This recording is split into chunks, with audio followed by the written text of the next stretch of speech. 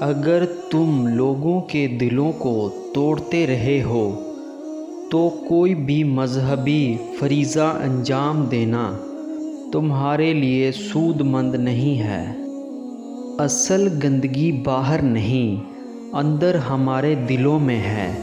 ہم تمام داغ پانی سے دھو سکتے ہیں، صرف ایک ہی چیز جسے ہم دور نہیں کر سکتے وہ ہے بعض اور برے ارادے جو ہمارے والوں سے چپکے ہوئے ہیں۔ سچائی کا راستہ دراصل دل کا راستہ ہے، دماغ کا نہیں۔ اپنے دل کو اپنا اولین مرشد بناؤ، عقل کو نہیں۔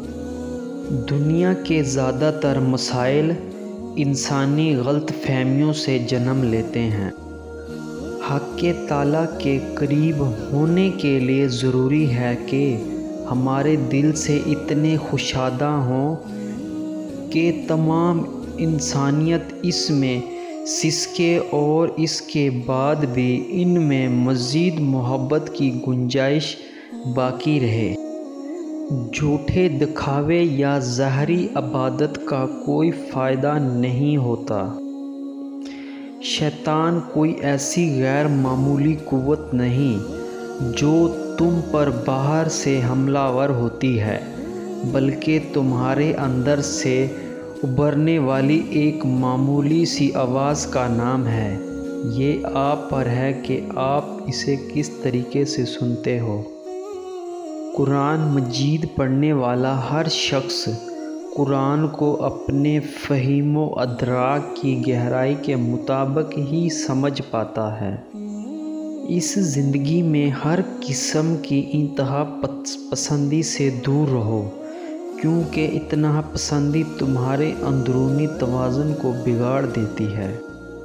تقدیر کا یہ مطلب نہیں کہ تمہاری زندگی کو مکمل طور پر باندھ کر رکھ دیا گیا ہے۔ ہر بات کو مقدر پر چھوڑ دینا اور کائنات کے ساتھ ہم آہنگ ہونے کی کوئی کوشش نہ کرنا محض جہالت کی علامت ہے۔ اگر آپ دوسروں سے عزت کی امید رکھتے ہیں تو پہلے اپنے آپ کی عزت کریں۔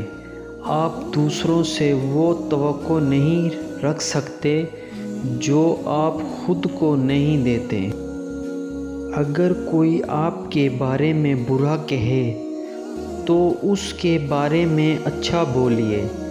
دنیا کو بدلنے کے لیے اپنا دل بدلیے۔ آپ زندگی میں سب کچھ بن سکتے ہیں، لیکن اہم بات یہ ہے کہ آپ ایک اچھا انسان بنیے۔ اگر آپ کی توہین کی جاتی ہے یا الزام لگایا جاتا ہے تو کچھ برا نہ کہیں، اسے درست کرنے والے بنیں۔